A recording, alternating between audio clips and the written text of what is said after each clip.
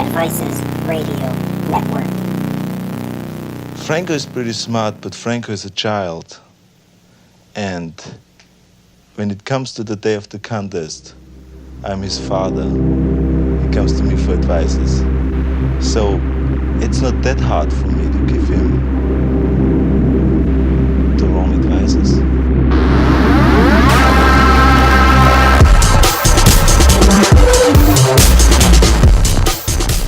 Hey, what's up, guys? Welcome back to Advices Radio. You're listening to episode number 88. I'm your host, Scott McNally, and this show is brought to you by True Nutrition. Today we have with us Mair Underwood. She is an anthropologist. She's researching us. She is learning to tell the story of the modern 2018 bodybuilder from a social perspective. Let's face it. Like, what we do is weird. What we do is different. What we do is quite misunderstood. Mair was an outsider who had embedded herself into various facets of bodybuilding communities, and she has learned to translate that to quote unquote normal people outside of our community so they might better understand us on a number of levels, all the way to the drugs that we use in the sport. It's a very misunderstood area, I believe. And I think that long term, it's people like her that I think will be able to help us maintain and improve relations with doctors and with health. I think this is a good thing, and I have a lot of fun talking with her too. It's a very meta conversation. I think that there are a lot of things that I even learned about myself, and then we go way off too on a couple things. Like, have you heard of the term a bro job? No, yeah, neither had I, but apparently Mair thinks that's a thing. We are going to discuss that toward the end of the show. It's a lot of fun, so stick around, listen to this. Guys, we have a bunch more stuff coming up. But hey, if you noticed in the beginning, I mentioned that the show is brought to you by True Nutrition.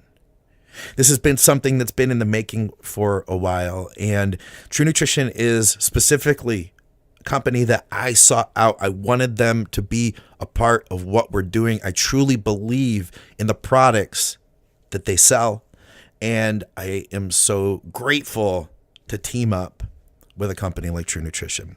So you guys can, at this point now, use our code ADVICES, and that will let True Nutrition know that you are a listener of the show and that you support what we're doing, and in turn, that shows them a return on investment, so they will continue supporting what we are doing here, and I can keep bringing the shows out to you.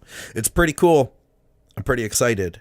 We'll get more into all that stuff as we go. We'll talk about specific products.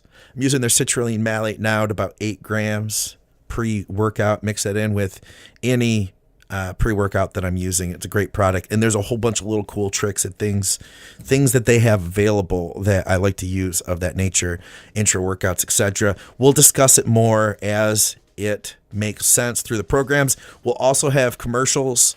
Like I said, you can support us by supporting them. Go to truenutrition.com, use the code ADVICES. We've got a bunch more coming out this week. We've got a whole bunch of stuff in the future. I know that there is a new clinical muscle. Ryan and Haley Delph have a new program, The Come Up. That'll be coming out soon. Drugs and Stuff with Dave Crossland. We have Muscle Minds with Dr. Scott Stevenson coming out on Thursday. I'm always excited to record with Scott. And a whole bunch more, guys. So thank you for listening to Advices Radio. I hope your training, your nutrition, everything is on point. Keep listening to the programs. Let's keep pushing forward. We've got a hell of a start. Let's make this year fucking awesome.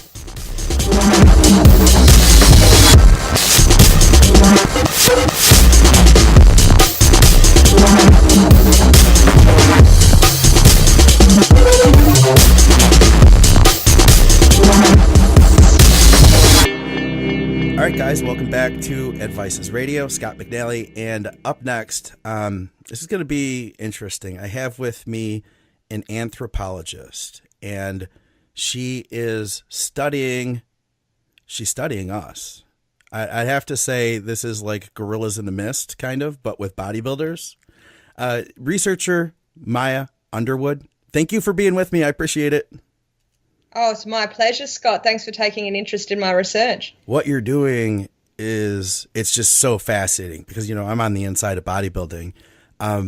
Just to kind of clue everyone in. Okay, so first, one thing I want to say is, now the more people I've talked to that are science-based, like educators, the more I see that now your goal is to share as much information as you can with us.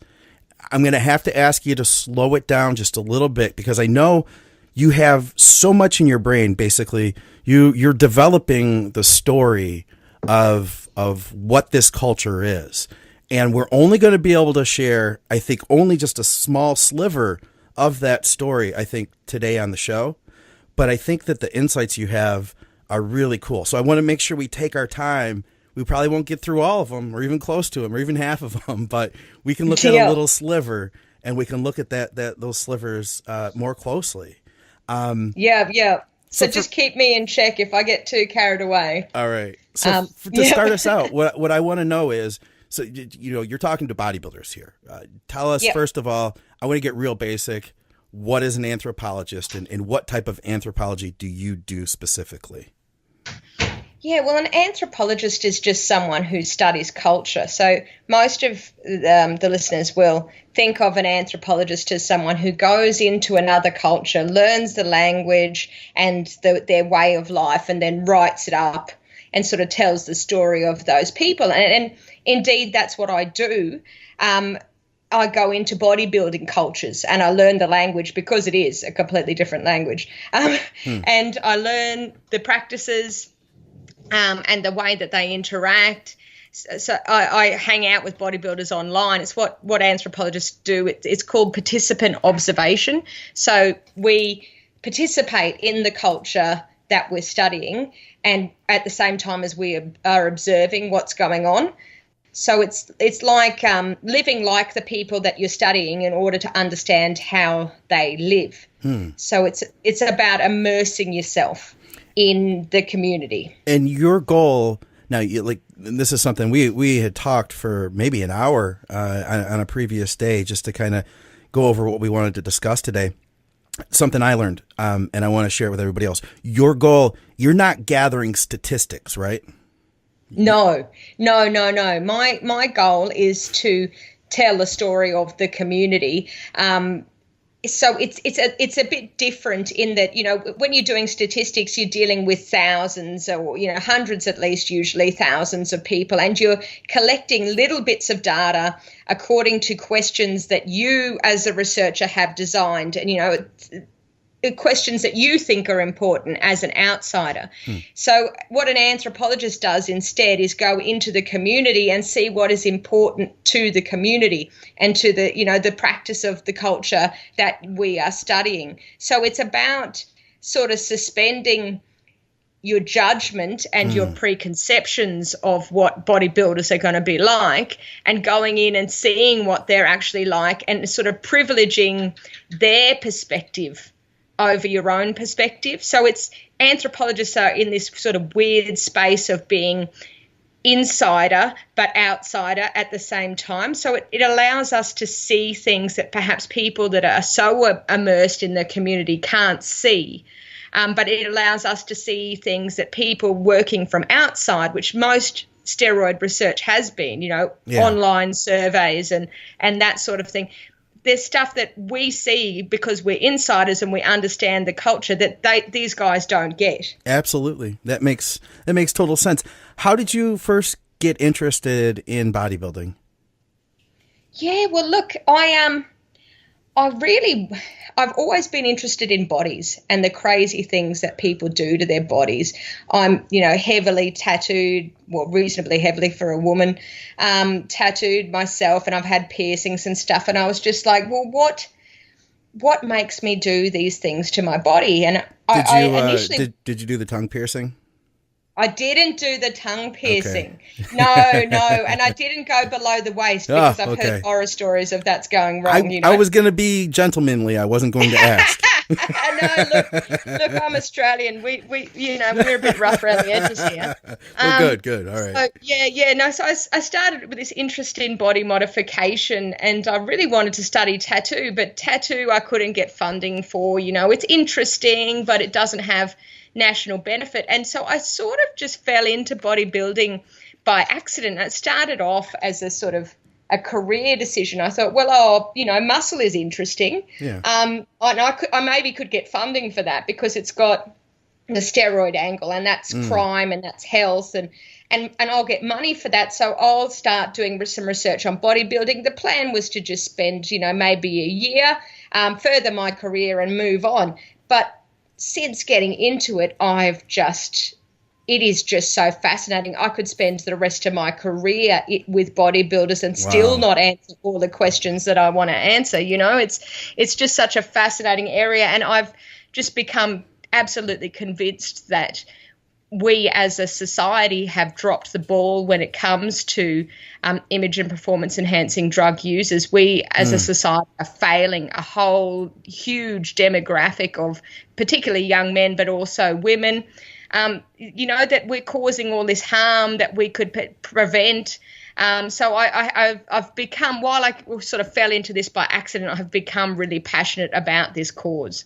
Yeah, I feel like with this type of thing, it would be easy to become obsessed with it because you could just keep going deeper and deeper into anything that you got into. Oh. Be it a foreign culture, which I guess to you, or to anybody outside of it, it is in a way a foreign culture. It is. Like, I know that perhaps some anthropologists look down their noses at me because I'm not, going off and learning an official other language and hanging out with little black people or something, but bodybuilding is a completely foreign culture. Yes, most of all the bodybuilders I speak to speak English, but it's a different type of English, and there is a whole language that I do not understand, and there is a whole humor. I mean, oh my God, I could spend, a lifetime just getting to the depths of all of the different memes that are used to communicate in this society, Hey, something you told me that I thought was really interesting,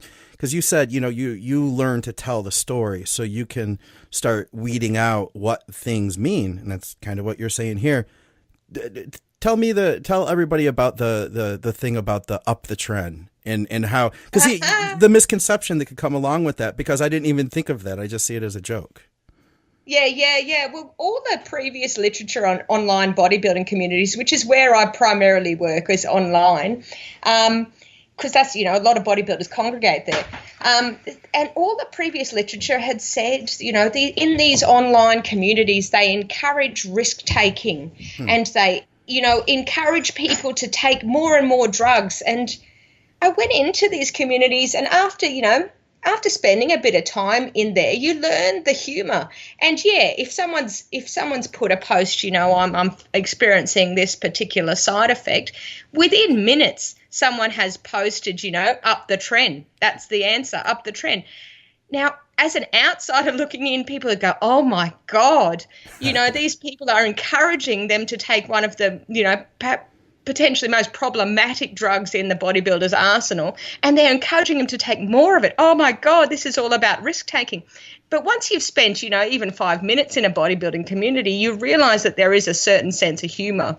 Yeah. And up the trend is a joke, which, perhaps the past literature has missed the humor in these communities, because what I find is harm reduction in these communities. Most people are, have you had your bloods done? Show us your blood work. Have you considered, AIs or Clomid or HCG or whatever? It's about harm reduction, most of the advice I'm seeing. The only advice that I see that is about increasing risk is joking, and everyone in the community knows that it's joking. Yeah. So, this is the benefits of this sort of anthropological perspective of being immersed in the culture, is that you actually get to understand it properly. I think that helped me understand better of what your benefit is. Tell me about Z's. That's where this all started, right? Now, I'll just have a sort of disclaimer at the start of this conversation about Ziz. Okay. Yeah, look, I did start my research in the Ziz community, but please don't switch off now and say she knows nothing about bodybuilding. I understand that Ziz and his fans don't represent the majority of bodybuilders. In fact, they're a fairly small niche of the bodybuilding community, and some would say they're not even real bodybuilders. So please don't hold it against me. I started there.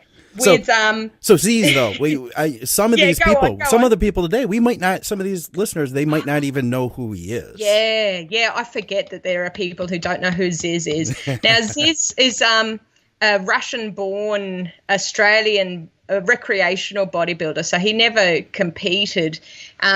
He moved to Australia as a child.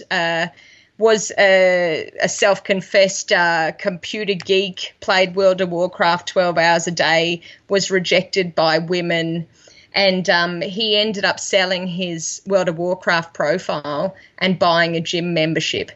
No kidding. Then I don't know all of that about him, but the beginning thing I just want to paint to the listeners is he was like the stereotypical not very big douchebag that was kind of hitting like classic bodybuilder poses, and people kind of fell in love with this guy, right? And he was using massive amounts of drugs, and he was partying. He is termed the father of aesthetics. Okay. So it's that and probably only in his fandom. But he was part of this sort of mainstreaming of bodybuilding practice. So and the popularizing of bodybuilding practices in the mainstream community. So it's about the lifting and the dietary practices and the hair removal and stuff that goes with competitive bodybuilding, but he's sort of made it more acceptable to the mainstream in that the muscular ideal he represented was a much smaller sort of fitness model type look, which is termed aesthetic bodybuilding. So it's about not just appealing to those that idealize extreme musculature. It's about appealing to the masses, being alpha over other men, but still not too big that you're going to turn women off sort of thing. So they call it aesthetic bodybuilding. So it's not the same as, the mass monsters that we see in, on the Olympia stage. And he got really popular, right? Yeah. So he came along when social media was just starting out and smartphones were becoming really popular.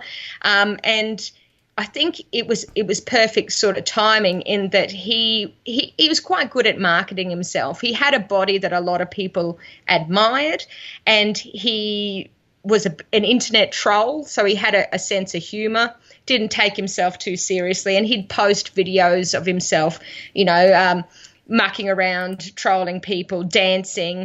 They have a specific style of dancing, but I won't go into that. Really? Yeah, muzzing. It's some would say muscle dancing. It's sort of like sped up bodybuilding poses done to trance music, but it's hilarious. YouTube search muzzing, muzzing. It is absolutely hilarious. But he popularized that form of dance. So he just through his sort of humor and his body. And, his body gave him a platform. He gave him a voice. And a lot of people got really, really into this, like young. This is what I saw was like younger people. Because when I was coaching at the time, and there was this group of younger guys that were getting in shape, and they kind of want to work with me, but they kind of didn't, because they didn't want to have to follow a really strict plan. They didn't want to have to get like really hardcore, and they were more like, no, we're focusing on our aesthetics. Was the answer. Yes, it's all about the aesthetics. So, he appeals to especially young men, say 17 to 25, because he had a certain philosophy that, his body gave him this voice that he was able to spout certain philosophy. Like you might have heard, we're all going to make it, brah. So it was about men supporting each other to be better. You don't have to be sitting in your dark room playing your computer games and lonely and stuff like that. You can make yourself better. Which that's appealing. I could see how that would be. I could see how people get into that. Yeah. And I think he is part of this sort of following on from the metrosexual, some call it the spornosexuals, which is sports porn metrosexual.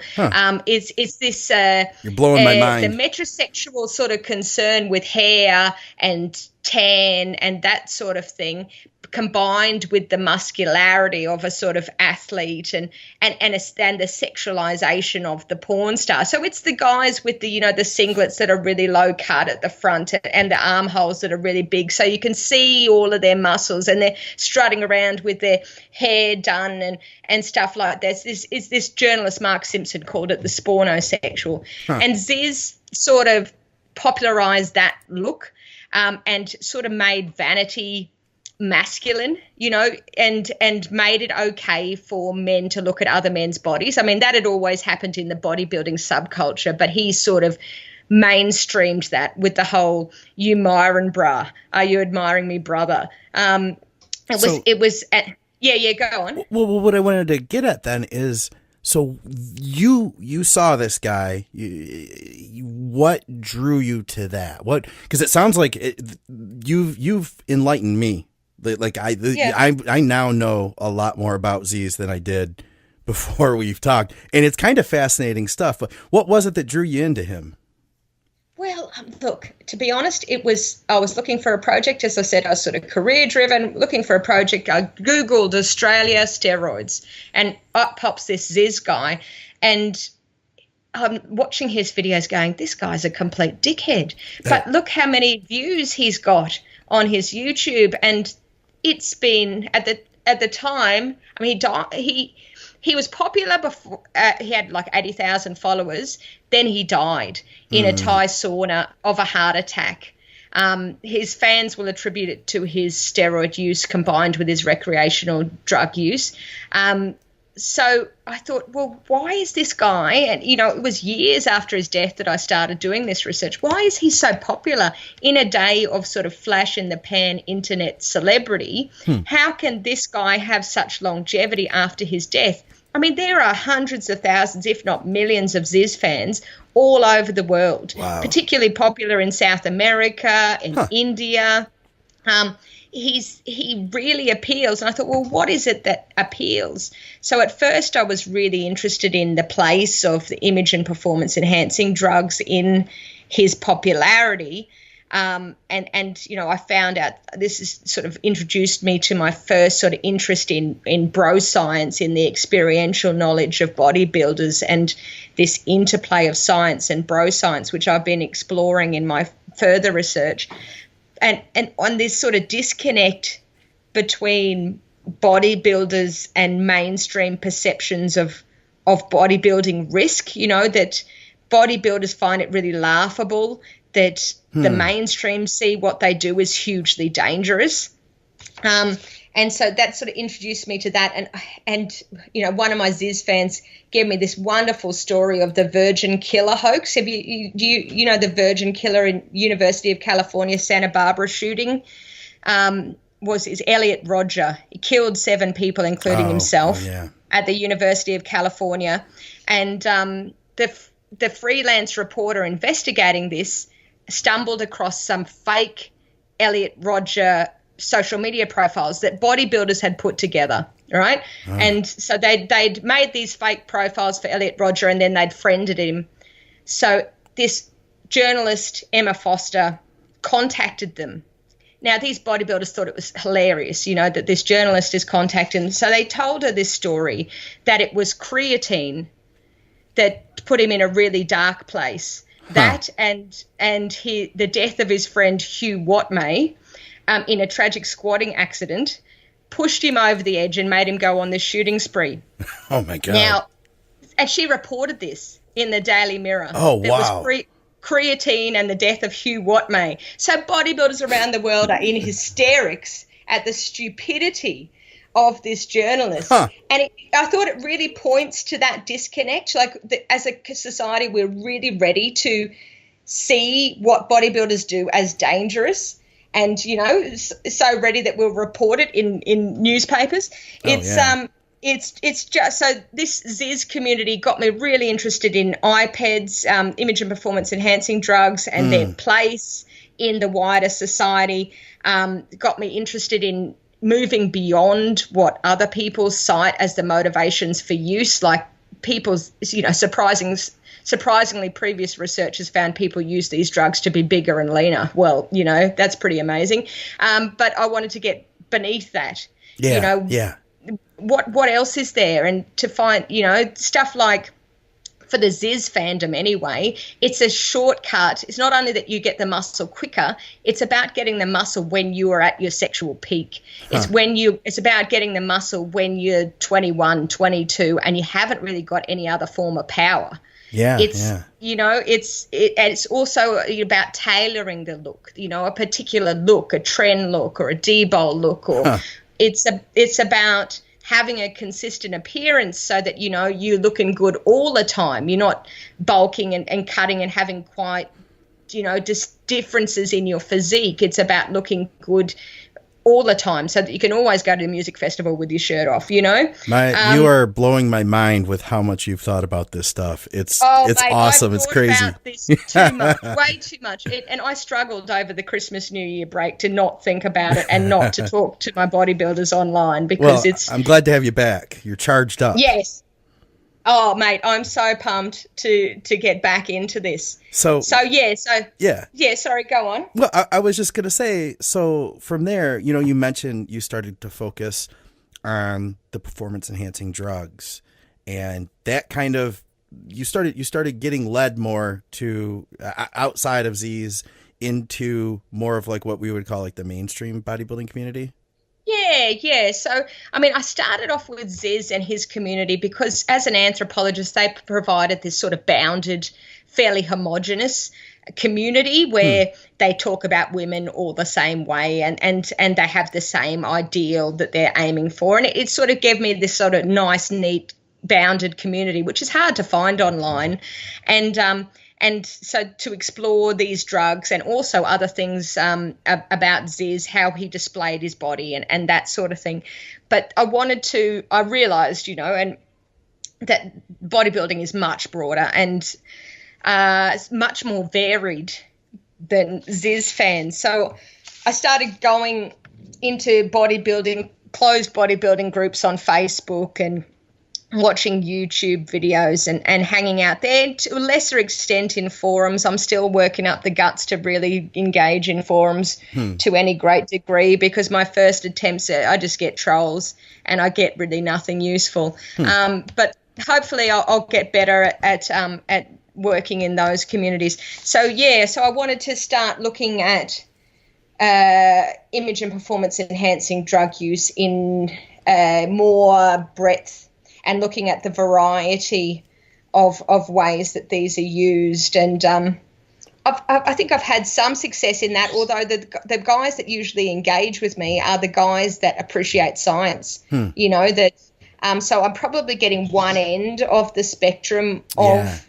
user, the quite expert user that reads the science and stuff like that. So I'm probably not getting a fully representative sample, but I'm working on ways to sort of engage more broadly with the community. Okay. So tell me the story of the steroid using bodybuilder.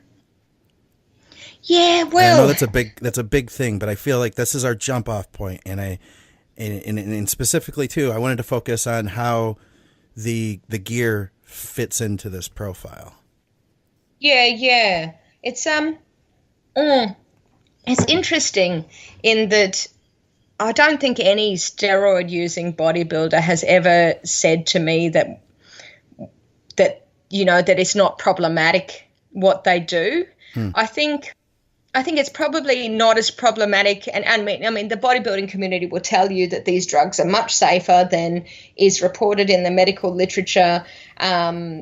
That's all scaremongering, and the media is all scaremongering, and you can do so safely. And there are some indications that this is the case, that you can use relatively safely.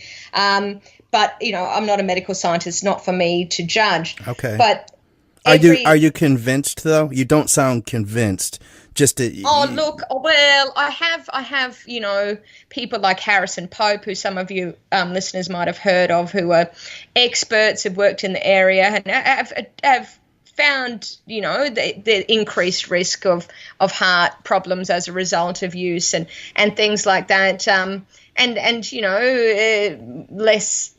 Less significant side effects, gyno, hair loss, blah, blah, blah. Yeah. I having been in this community for the last few years, I am much closer to the bodybuilding end of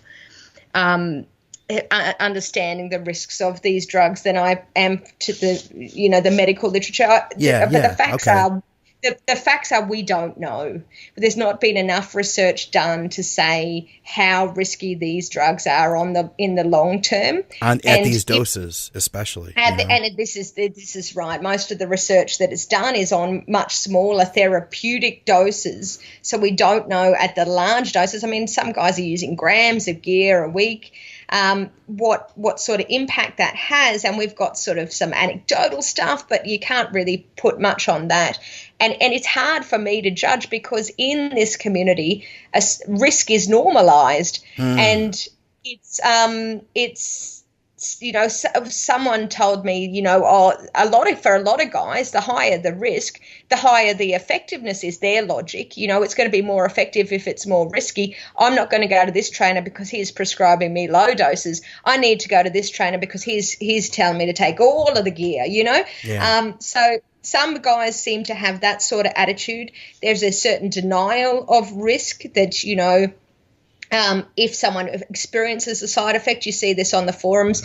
Oh, well, you must be using it wrong. Okay. It's not a risk of the drug itself. It's the fact that you're not using it correctly, and that's why you're experiencing side effects. The risks are so subjective. Everyone is different, and people experience risk and harm at much lower doses than other people who are using these huge doses and have no problems. It's such a blurry, and we don't have the medical research to say. So I'm sort of torn between, look, this is safe as houses, it's no problem at all, and then I go to conferences and present my research with all these other drug researchers that are saying, fire and brimstone, this is they're all going to be dead in a couple of decades.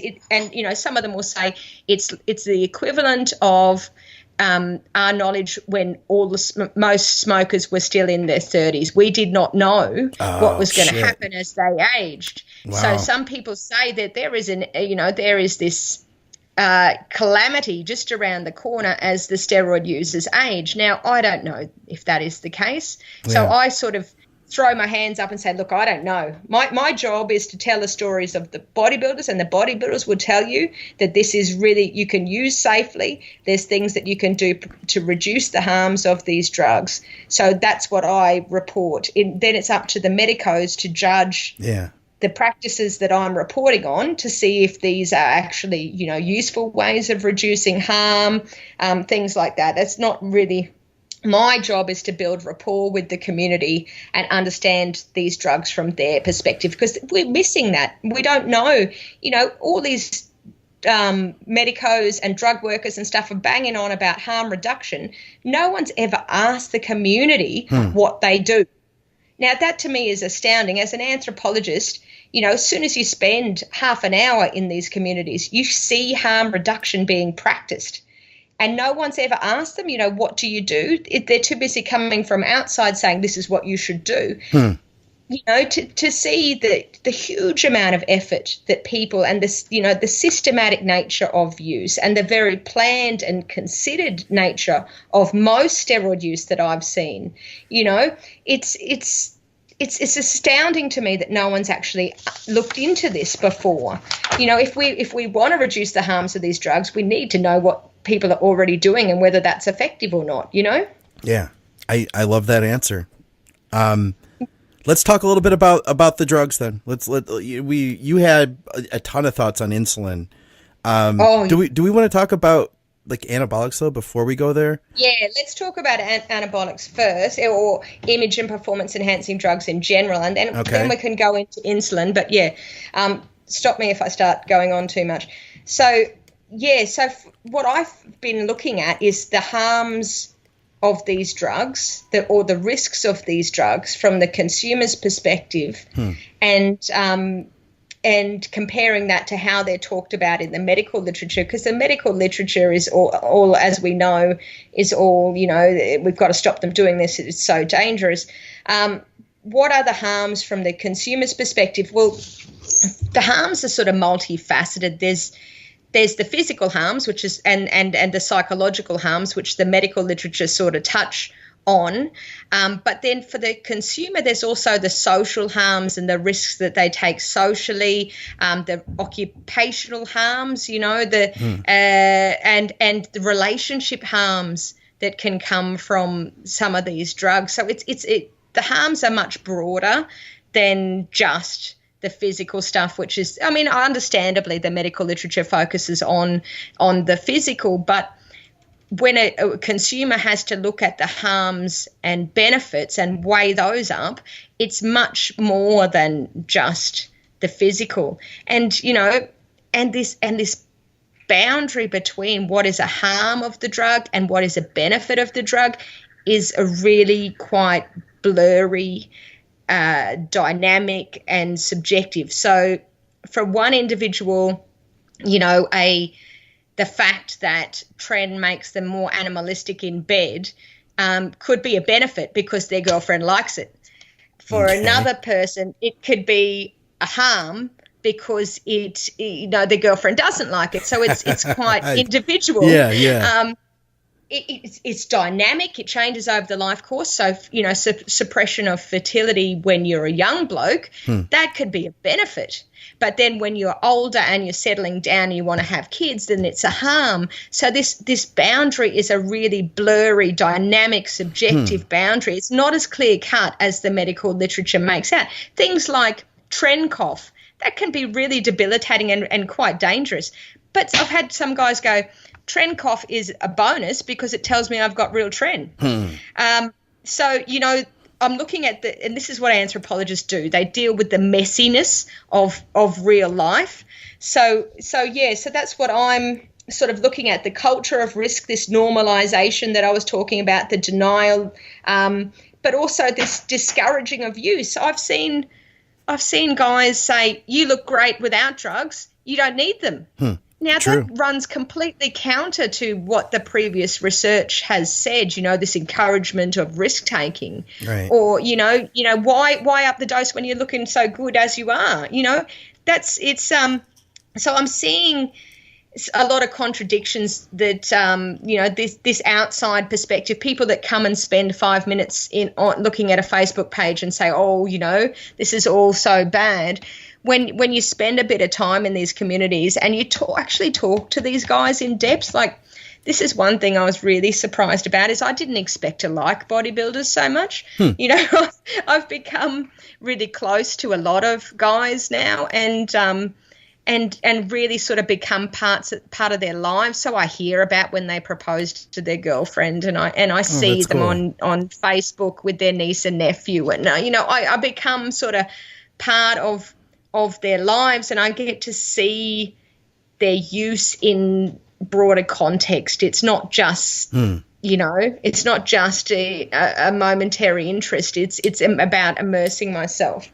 Wow. So it's amazing to have social media to be able to do that. I mean, we could, it would have to be a completely different type of research, without Facebook available to you. That's right. That's what you mainly I'd use, be hanging right? out in gyms. Yeah. I'd be hanging out in gyms. And there's only so much you can tell from hanging out in gyms because you don't really see the bodybuilders interact with each other as much in a gym. I mean, there is interaction, but when they come together on social media and discuss their use in a lot of depth and the beauty of the anonymity of social media, or at least potential anonymity, if you want, allows people to talk really freely about it. And I think the fact that, they're talking to me through a computer allows them to be a lot more honest than perhaps they would be if they were face-to-face with me and stuff. So, I get this whole different perspective.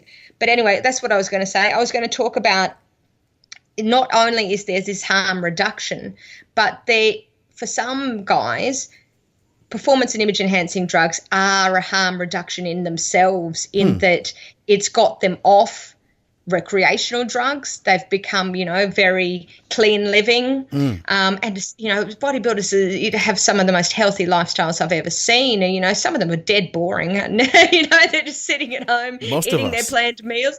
But I'm so healthy. And, I could never aspire to be that healthy. But they've gone from, using cocaine and stuff every weekend or weekend to, having their training routine and their diet all planned out and their systematic use of steroids, and they feel much better about themselves and they feel much more in control. So for them, it's sort of using steroids is less risk than the alternative. I think you just spoke to maybe 60% of the people I know right now just by saying really that. Yeah. Oh yeah. I'm really interested in this. So if anyone wants to talk to me about this, I'm going to have my contact details at the end. I'm really interested in the use of these drugs as harm reduction, because not only are there those people that are using recreational drugs or have struggling in their lives and then find their way through bodybuilding and steroid use, but there is a whole bunch of guys, and I've talked to quite a few, who have low testosterone. Oh yeah. And because it's decreasing at a population level, most guys will have less testosterone than their father did, who had less testosterone than their grandfather. And there's numerous reasons for this. But, I've talked to guys that are depressed, they're suicidal, but the doctor says, oh, your testosterone's within normal range, for an 80-year-old or whatever, even though you're only in your 20s, we're not going to prescribe you, especially in Australia. I think it's a bit better in the States. But Australia, we're really strict on prescription of testosterone. And so these guys are, the doctor will prescribe them antidepressants and all of these things rather than deal with the root cause of the problem. Yeah, so they have to go and use black market gear. We're forcing people that would otherwise go through the medical system to use black market gear. We have a lot of that here too. Yeah, there's a lot of that here too. Right. For us, it's the cutoff line, I believe, is about 35 years old, and I've worked with people, I've talked to people. One of the listeners of another one of our shows, a client of mine, actually, he, this is before he was a client. He was just listening to our shows. He reached out to us, 22 years old. I think his testosterone was like a 94 or something. Never touched steroids in his life, and he couldn't get help. He couldn't get help anywhere. He went to doctors around his own home. He talked to an HRT clinic, which is real progressive. They wouldn't touch him because of his age. Wow. He eventually found a doctor, but he had to fly out of state to see this doctor in person for the first visit. And then, and I think he paid a lot out of pocket. It was very expensive, but yeah, so we do have similar situations for sure. Right. But I have heard you guys are a lot tougher over there. Oh, it's ridiculous. Some of the stuff that we have in Australia. Where I live in Queensland, steroids are a Schedule 1 drug equivalent to heroin. They're tough in the importing and everything is, I hear, very dangerous over there. Bad news. Yeah, and we're getting doctors in huge trouble for prescribing AIs and things like this. Yep. It's ridiculous. I talk to GPs, one of which who has said to me, these drugs can be used at safe doses. I've seen people do it, and he works with consumers. But he said to me, I can't prescribe AIs or anything that is going to prevent the harms of these drugs. What I have to do is wait for them to experience the harms of these drugs, to wait for them to get gyno, then I can prescribe an AI. Wow. It's absolutely ridiculous. And this is what I was saying before. We are completely dropping the ball when it comes to these guys. A lot of the guys tell me I would get more support if I was addicted to heroin than I do as a steroid user, Yeah. We as a society glamorize muscle, and we have movie stars and TV stars and things that are really muscular. We put our kids in costumes, superhero costumes with built-in pecs and abs and biceps. And then we wonder why men idealized muscle and take these drugs, which are extremely effective for achieving that ideal. And when they do, we throw up our hands as a society and we say, oh, you shouldn't have done that. Now you're on your own. You can deal with it all by yourself. This is fucking ridiculous. You know, we provide support for alcoholics, for heroin addicts, for smokers, for users of drugs that are much more harmful, and yet we can't provide an AI or HCG or Clomid or something like that to a consumer of steroids. I think it's just absolutely appalling. Yeah. Yeah. So it's amazing. I didn't think you're gonna. It's just the directions that you can take this into. There's so many directions. I have not got enough lifetimes, I tell you. Do you see overall, you mentioned a lot of people that say had issues in the past that are using steroids for harm reduction. Do you see a lot of like the addictive personality in bodybuilders? Because I see it a lot. And there's a fine line between what's the addictive personality and what's just somebody who can be so rigorous and focused. Is there variation within that? Because that's the key thing we all have is a focus. Some of it comes from good places, some of it comes from not so good places. And look, I am the first to agree with the fact that the focus and the goal setting and being driven that you can get from bodybuilding can translate into other aspects of your life. Yeah. I've had my guys say, well, I thought this was my limit and then I broke that limit and now I know that I can achieve anything that I set my mind to, and it's a real positive. I've said those exact words. Yeah, it's and I think bodybuilding is hugely beneficial, but there is this slippery slope. And like as an anthropologist, what we do is, as I said at the start, we live like the people that we study. So I started doing some lifting. Strangely enough, Ziz inspired me to do some lifting, which is pretty sad. But I started doing some lifting. I'm never that good at it. I got up to a sort of body weight deadlift, nothing super good, and I'm natty and I'm old and female, so I've got everything against me. But I started doing this and I felt amazing. It's like I have built this body into existence. Like my body was just this thing that carted around my brain before, but then I sort of became aware of it in ways that I had never considered. And to be honest, I thought lifting was going to be easy. I really did. Did you? Yeah, I thought, how hard is it? You pick up heavy things, you put heavy things back down. It's not that hard. But it took me 6 months to get my deadlift technique correct. It was so much harder than I thought. And the relationship that I developed with my body through bodybuilding, the fact that you need to be present in your body to do the lift well, and not thinking about what you're going to do when you get home or you need from the shops or what you're going to have for dinner for tonight. You've got to be present, and that to me is hugely beneficial. To embody your body is hugely beneficial, and the breathing, the deep breath that is involved in the lifting is really relaxing, and I can see why. And it allowed me to experience why bodybuilders do this, and I was carrying myself differently. I was more upright, I was more confident, so I could see all the benefits. But then, I had these psychologists that work with bodybuilders say, oh, Maya, you've got to watch out. It's a really slippery slope. And I went, bullshit, I know what I'm doing here. And I found myself getting, after a while, a bit obsessed with it, that I was looking at the small amount of fat on my body. And I mean, I'm mid-40s and I've had 2 kids. I've got a bit of fat, but it's I got it down fairly low, and there was just this little bit on my abs that I really hated. And my feelings for that bit of fat were way out of proportion. And, you know, I saw your pictures, the pictures you've put on, on Facebook. You looked great when you got into shape, so. Oh, thank you. You didn't feel that way though, is what you're saying at the time. And I probably was in some of the best shape that I'd ever been in my life, because when I was young, I had my own drug problems and things. I was just skinny.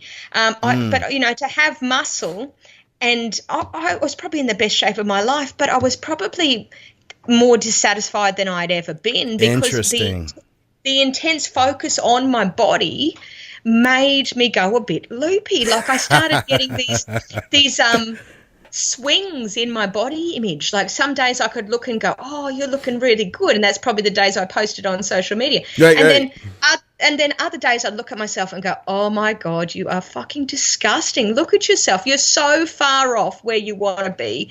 And I was getting these wild swings, and I had to, I have to admit, I had to step back from bodybuilding a bit and go, yeah, look, I need to have this in perspective and have a balanced life, because I could see how you could become really quite obsessed. And I mean, I'm doing it on a tiny scale compared to what the guys I'm talking to are doing. I was training, 3 or 4 times a week, not 6 days a week, several times a day and stuff. And I know I know you haven't talked a lot to competitors yet, but throw the looming deadline of stepping on stage into the mix, and it takes it to a whole new level.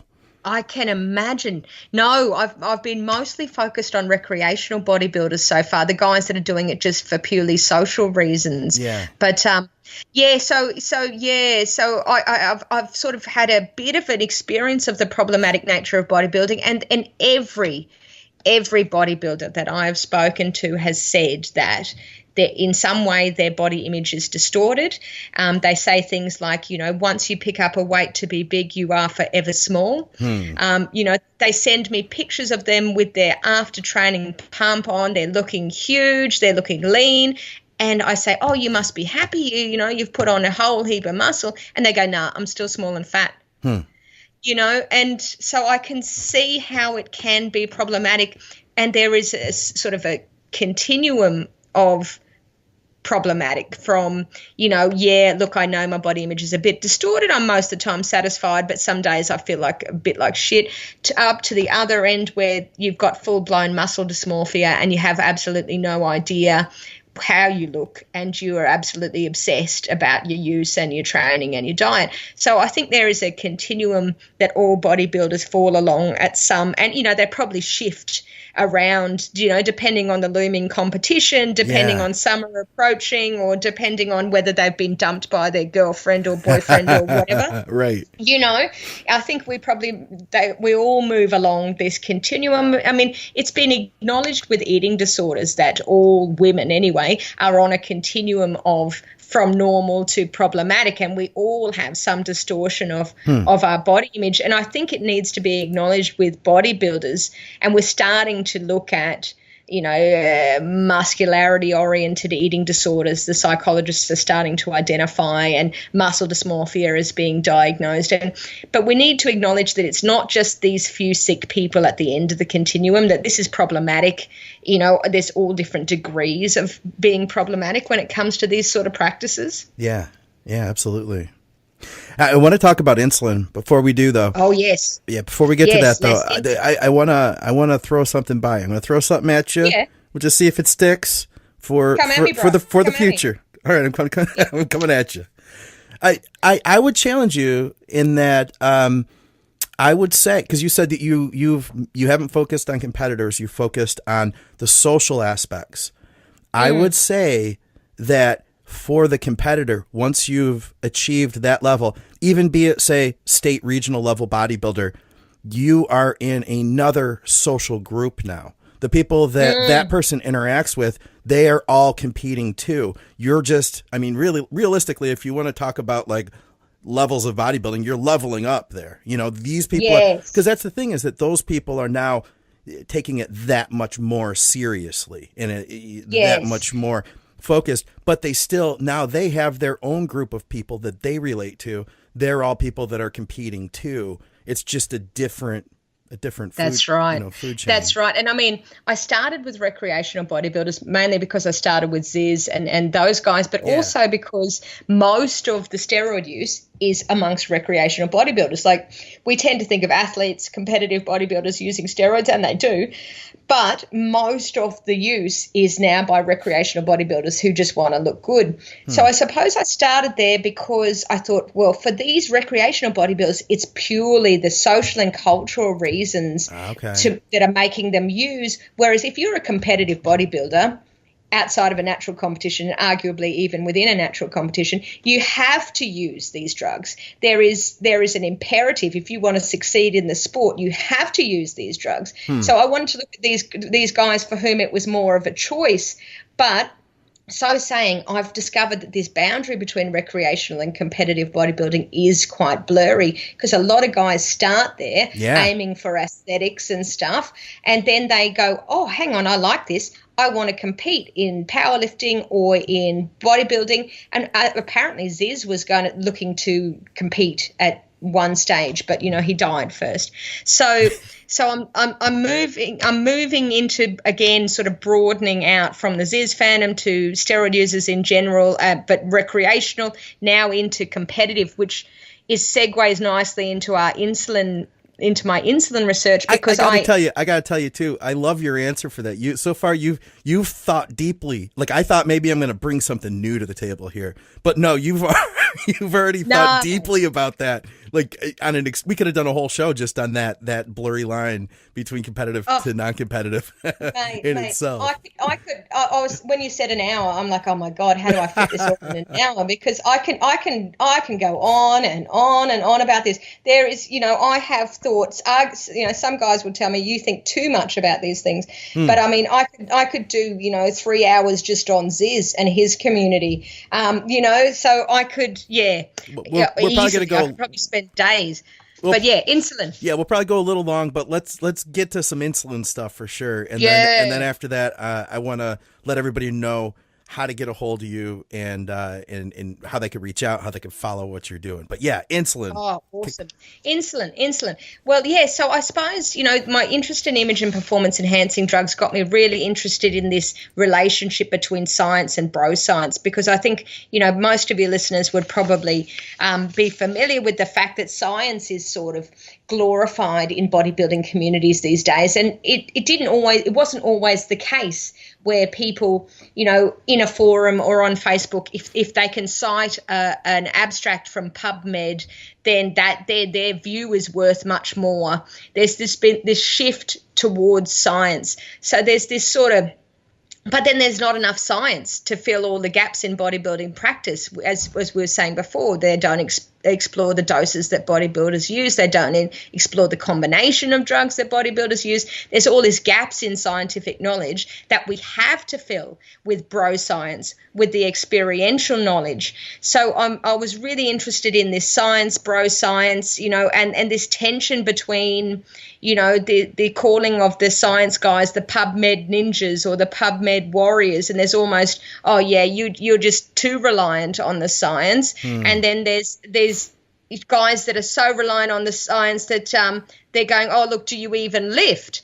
There's this tension between having the experiential knowledge and the scientific knowledge, and you can't be pure science because there isn't enough science. So how does this relate? So I was exploring this with, regards image and performance enhancing drugs in general, and I was coming across insulin, and I'm like, mate, I can't just do one paragraph in my broader paper on insulin. This is a whole nother area, and this is what I mean. My research keeps opening up new avenues to explore, and I don't know how I'm going to fit it all in. But insulin seemed really fascinating because the medical literature is full of, well, not many, but a few case studies of bodybuilders in comas. There's all this talk about, bodybuilders are going to kill themselves. We've got to stop them using insulin. And there's an online survey or two, but otherwise we don't know anything about bodybuilders using insulin. So I thought, I'll look into this. So again, I've been hanging out online. I've been watching YouTube videos, and looking at the place of insulin in the bodybuilder's arsenal and the sort of history of insulin and the practice of insulin, which is absolutely fascinating.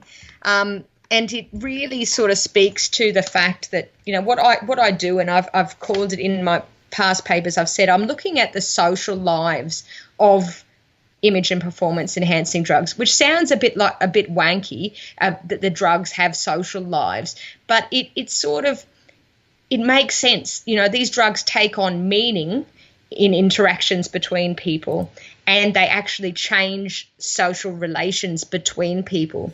You know, these drugs change what is possible and therefore what is idealized and what is aimed for. So they take on meaning, but they also shape us. And I mean, these drugs literally shape us. They shape what our bodies look like and what we can imagine is possible. So insulin is a really good example of this. It changed what was possible in bodybuilding. Most people will say the shift from golden era to the mass monsters was made possible by insulin and human growth hormone. Now, this is a matter of debate. Insulin is there's so much debate around insulin, but most people would agree insulin and human growth hormone created the mass monsters that we're seeing today. So it changed the face of bodybuilding. It changed the look too, you know, arguably, and again, there's a huge debate. I could do a whole paper on the debate over this, but some would say is responsible for bubble gut, that it has changed not only the size of the bodybuilder, but the aesthetics, you know, that we're starting to see this horrible protruding guts as a result of insulin use. So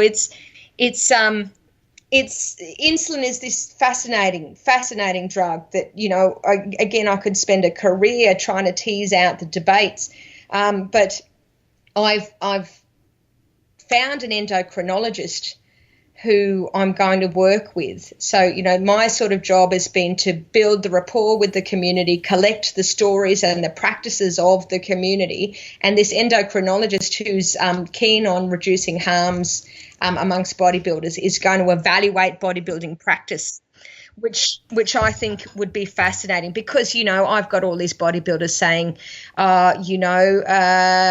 Milosh is the scientific way of using insulin, and his is the most widely cited protocol still today.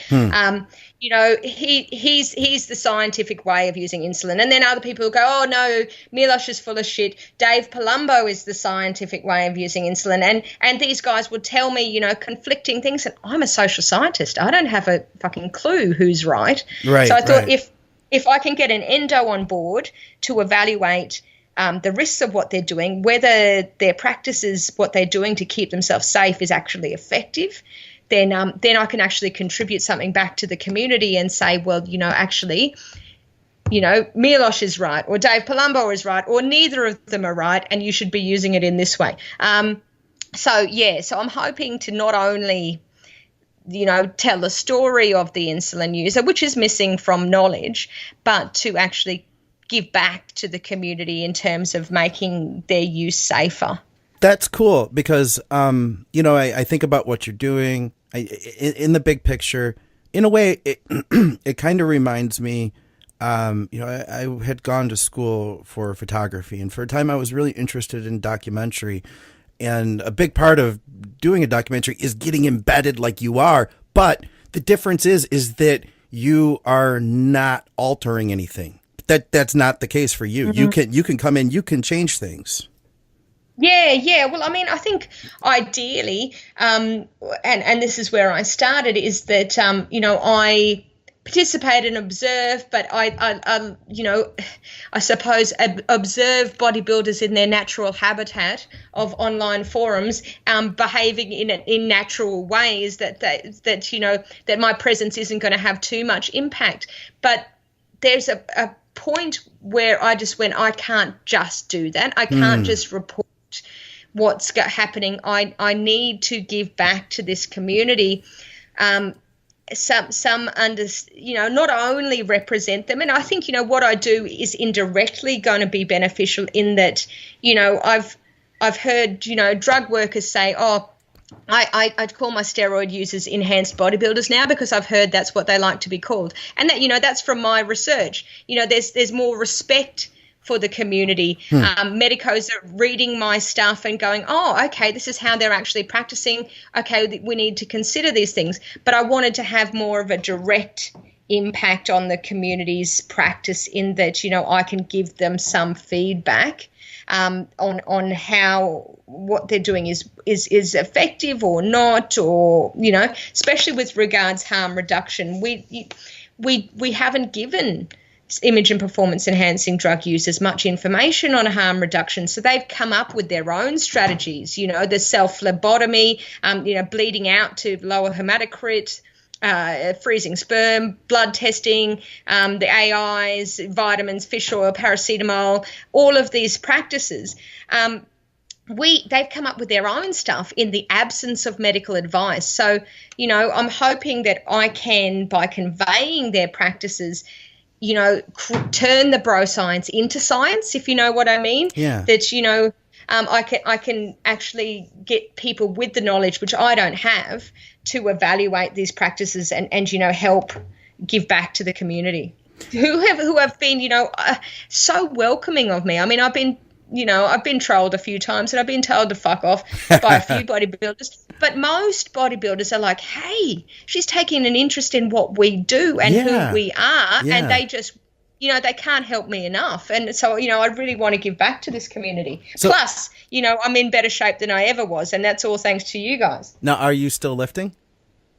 I am, but to a lesser degree, and okay. I must say I'm focused more on the functional side of things. I still can't do a chin up. I've never been able to do a chin up. Okay. So I'm aiming to do a chin up rather than aiming to have abs, which I was initially trying to do. I'm trying to focus on what can I do rather than how do I look. A bit more, because as I said, it was making me a little bit crazy. I think that's a really smart shift, and that's exactly what I would suggest anyone to do that was getting really hung up on the visible look, but I like that, because you're turning it back into something positive. Now you mentioned, we were just talking about like what you can do to now help the community. Is that the direction you're going now? Or tell me more about what you're looking at here in the future, because you're not done with us yet. What is on the horizon? Right. Well, there's so many things I could potentially explore, and it's kid in a candy store. I don't really know sometimes which way to go. So at the moment, I'm seeking feedback from the community on my current research. So I'm at the moment writing up a few papers on image and performance enhancing drugs and sort of harms and benefits and harm reduction from the consumer's perspective. And then another on insulin and this relationship between science and bro science. And I haven't really had much chance to talk to you about, the practice of insulin. It's so varied and so debated. Like, I found guys using 4 IUs of insulin a day and other guys using 360. And it wasn't necessarily the competitive bodybuilders that were using the big doses. There's just such disagreement about how much to use, carbs to IU ratios, the balancing act involved in insulin use. So I'm writing up stuff on these topics at the moment. So I'm really keen to get feedback from anyone who goes, hang on, she's missed out this idea, or, that's not my experience, because I really want to accurately represent the community. So if people follow me and stuff, I post drafts of my papers for the community to give me feedback on, so that I'm accurately representing their lives and their practices. I'm not coming in from outside and, writing, this is what they do. Oh, look at them. Aren't they idiots or something? I'm trying to understand, and I've got a whole lot of appreciation for the expert knowledge that goes into these practices. It is phenomenal. I would have to go and do, more degrees, more postdoctoral study to just get my head around these practices. Some of these guys have got the most expert use on nutrition, on, the pharmacology of their drug use. I have a huge amount of respect for bodybuilder knowledge, and I don't think, we as a society appreciate it. I've heard some medicos that are just so dismissive of bodybuilder knowledge, and I'm like, well, bodybuilders actually have known things, sometimes decades before the medical establishment has caught up. Sure, absolutely. So I'm really about representing the community's perspective. So if anyone can give me feedback on my current stuff on insulin and image and performance enhancing drugs in general, I'm really keen to chat to anyone that's wants to engage with me on this. But I'm also looking at some new projects that I've I've got to find funding for, and they're sort of just in the planning stages at the moment, but I want to see if they're viable. And one of them is women and image and performance enhancing drug use. I've only talked to men so far. The groups that I'm in are mostly men, and sometimes women are sort of dismissed. They act quite dismissively to the women who use in some of the groups that I've been in. And I'd really like to understand how women's experience of these drugs differs from men's, how their practice of these drugs differ, how they negotiate their place in what is quite a masculine community, those sort of things. So any women that wanted to talk to me, and I understand that it's even more taboo for women to use these drugs than for men, but I'm hoping anyone that listens to me understands the respect I have for this community and the commitment that I have to conveying your stories as accurately as possible, that they might trust me enough with their stories. And people can talk to me anonymously if that makes them feel safer. I'm bound by the ethics of my research to never reveal who has talked to me. So there's no risk to anyone that wants to talk to me. So I'm looking for women who want to talk to me about their use. I have a burgeoning interest in gene doping and new technologies like CRISPR and things like that. If anyone has considered those sort of avenues to increasing their muscularity, or even, I don't know if anyone's trying these things out. I think they're a little out of our reach at the moment. They're still a little out of our reach. I wouldn't say that there aren't people out there that do have access to it, but I will say that the community at large doesn't. Yeah.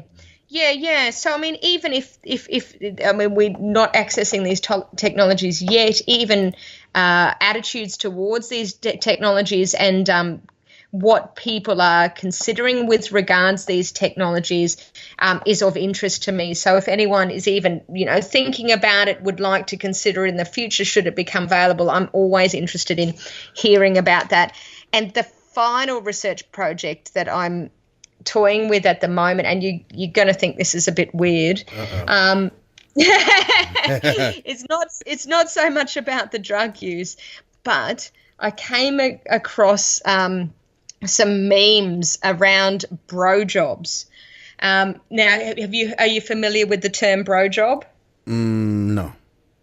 And I don't know if this is the way you foresaw this interview going. So a bro job is when a straight man gives his mate oral sex. Naturally. So naturally, that's what it was. Yeah.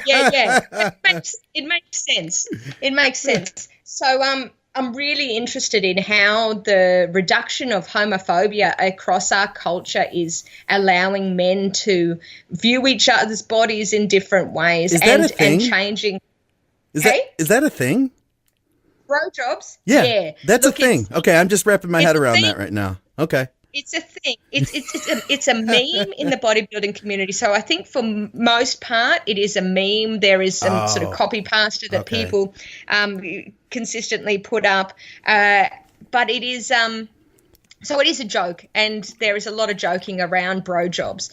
But there are bodybuilders that actually practice this as well, and I've come across one or two so far that do practice this, and for them, it's not about feelings and relationships. It's a outlet for their sexuality without all the sort of strings attached.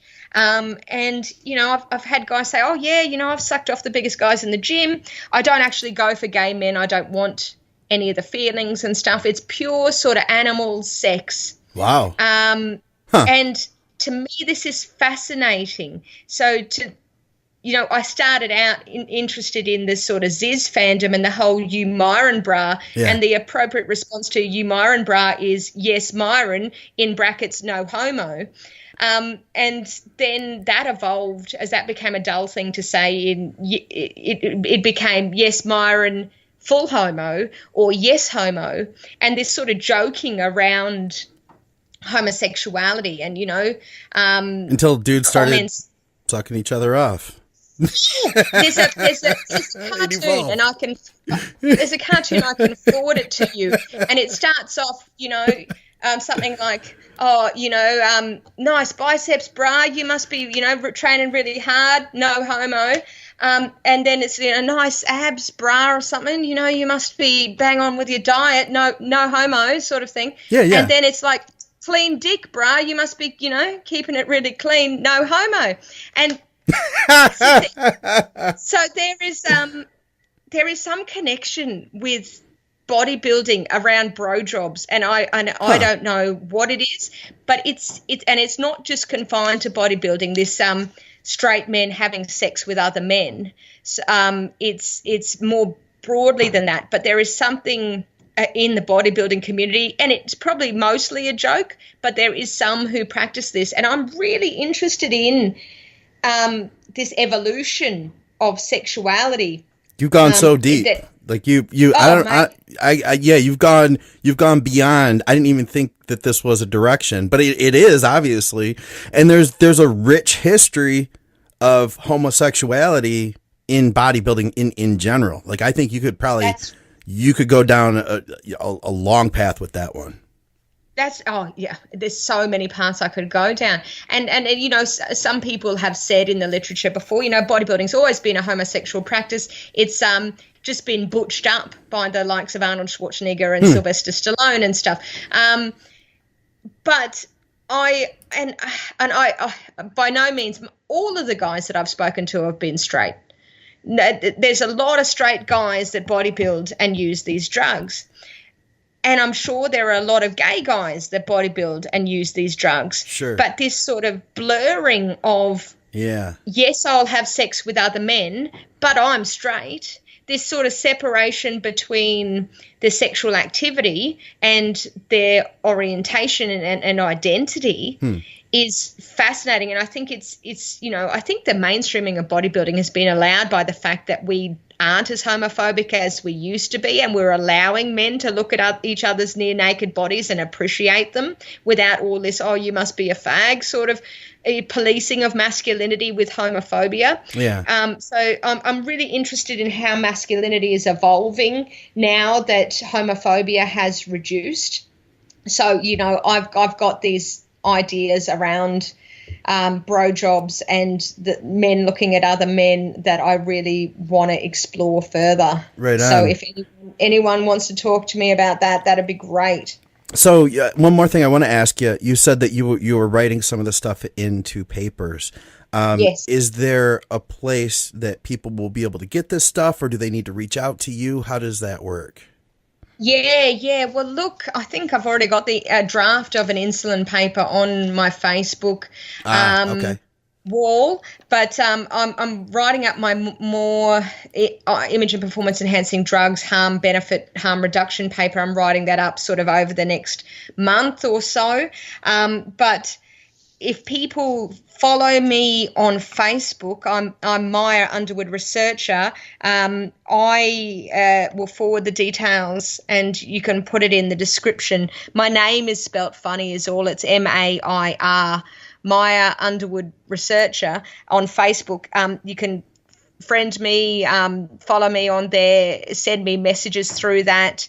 I have my YouTube, Mair Underwood, where you can see some of my previous research and some of my ideas. I try and make videos so that, because some people don't want to read a draft of my paper, and I try to write accessibly, but it's still an academic paper.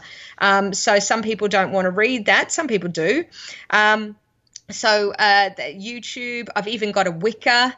If anyone wants to contact me anonymously, I'll send you that. And I'm also at the University of Queensland, m.underwood at uq.edu.au. You can always email me. So if anyone's keen on giving me feedback on my current sort of research interests, or if they've got thoughts on my future research interests, or they can help me out by participating in any research, I'd greatly appreciate that. Yeah, and guys, of course, as always, we'll have all of Maia's contact information in the show notes. And if you go to our Facebook page, when we post the show, we will have a link to her Facebook account, so you guys can check her out. Man, my mind is totally blown right now. Like this was so cool. This was so fun. Oh, look, Matt, it is so fun. It is, as I said, I struggle not to work, and it's, I was on holiday and I was thinking, oh, yay, I get to do work in a couple of days. And I thought, how many people are that excited about what they do? And unfortunately, I don't think it's that many, but I mean, how could I not be when my job is to hang out with you guys online and convey your stories, and stories that need to be heard, and they're not being heard. And I think it's, appalling that we are sort of ignorant of this huge section of our population. So yeah, look, I'm super keen to talk to anyone that wants to engage with me, even if they want to troll me. I love being trolled. It's great data as well, So and I don't know if you should have said that. You're asking for trouble. You probably shouldn't have, but it's wonderful data. So yeah, look, any interaction with me is welcome. Preferably stuff that's actually going to be engaging me at a deeper level than sending me some, trolling. But yeah, whatever I can get, I'm happy to. As I said, I feel completely indebted to this community, for making me live my best life in my body, and for two, turning me on to my passion. This started off as just a career choice, but I cannot, and I'm hoping it comes through, how passionate I am about this. I cannot express, how deeply I feel about this, and how I sort of have found my life's purpose. I want to fix stuff for steroid users. I want to make it so that they can use as safely as possible, and so that they receive support, and so that the laws are no longer causing harm to consumers. This is what I want to do. So if anyone can help me, that'd be great. And I thank you, Scott, for allowing me to have a voice on your excellent podcast to engage with this community. I really appreciate it. Absolutely. Guys, for another episode of Advices Radio with Mair Underwood, anthropologist, we will see you soon.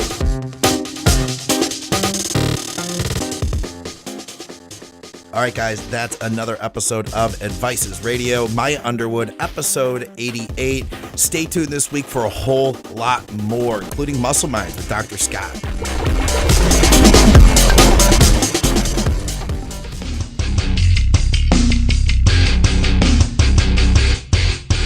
Hey guys, why are you using sports nutrition that was designed for someone else? At TrueNutrition.com, they offer the world's largest selection of quality protein powders, and they let you design your own custom blend from a variety of powders, flavors, boosts, and packaging options, like the Team Skip blend, for instance. That's over 20 billion possible combinations to create a protein powder tailored to your diet, your goals, your tastes, and your budget. TrueNutrition.com also offers the ability to create delicious custom oatmeal blends, and they're third-party tested, proving that all their supplements are ensured to have the highest level of quality and value. Don't be a sucker and pay for fancy packaging and gimmicks. Discover the source that bodybuilders trust and stop using mass-produced nutrition that wasn't designed for you. TrueNutrition.com, and use our code ADVICES at checkout to let them know that you support the shows.